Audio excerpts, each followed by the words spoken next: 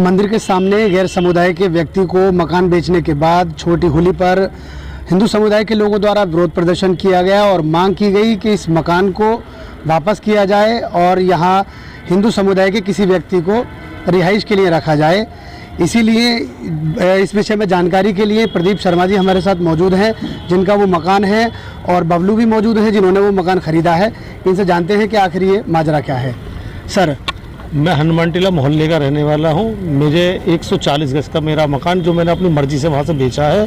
मैंने दूसरी कॉलोनी में प्लॉट खरीदा था, जिसके लिए मुझे पैसे की आवश्यकता थी। तो इसलिए मैंने 1-1.25 साल से कहा हुआ था लोगों से, आसपास के से, मुझे अपना मकान बेचना है, लेकिन कोई ग्राहक नहीं आया। तो फिर मैंने ये बबलू भाई को, सलीम भाई को मकान अपना बेच दिया।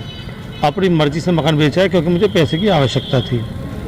क्या ऐसी आवश्यकता पड़ गई थी? मुझे दूसरी कॉलोनी में मैंने प्लॉट लिया हुआ है, उसमें मुझे मकान बनाना था। अच्छा, कहीं शिफ्ट और करना था? हाँ जी, मेरे और परिवार मेरा वहीं पर ही रहता है, 2 भाई मेरे वहीं पर रहते कॉलोनी में, तो वहाँ मुझे जाना था, उसके लिए मुझे मकान बेचना था। तो आपका मकान मैंने भी देखा, काफ़ी अच्छा बना हुआ है, ठीक ठाक मकान है।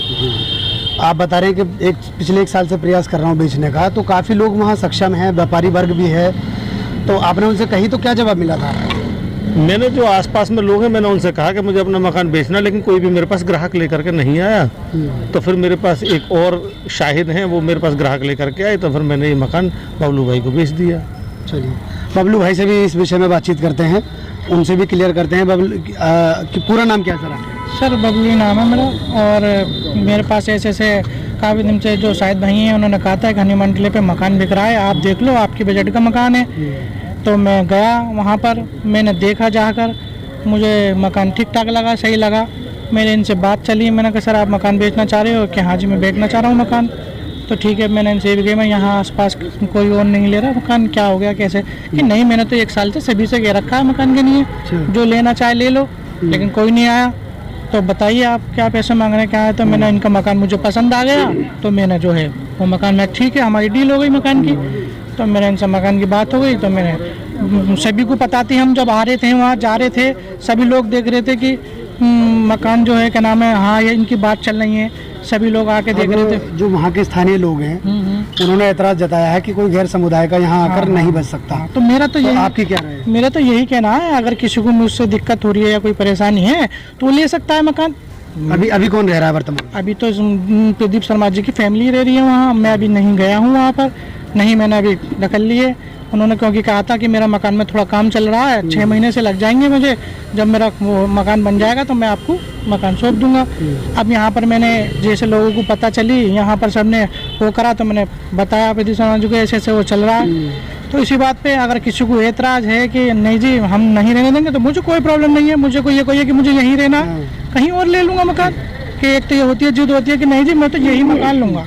जो शर्मा जी से पूछते हैं, शर्मा जी जो आपके पड़ोसी हैं वो वहाँ धरने पे बैठे हैं छोटी होली हनुमान टीला मंदिर के पास ही, तो उनका कहना यह है कि हम किसी गैर समुदाय के व्यक्ति को मकान देना नहीं चाहते हैं वाला।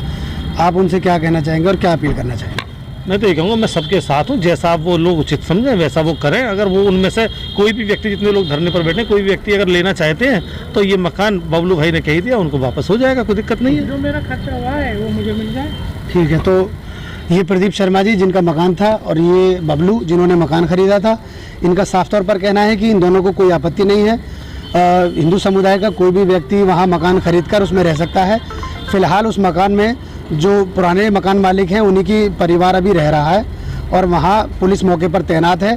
लोगों को समझाने बुझाने का प्रयास किया जा रहा है, जल्दी इसका समाधान भी हो जाएगा। अपने सहयोगी फिरोज मलिक के साथ मैं हामिद सैफी, टाइम 24 न्यूज़, बुलंदशहर।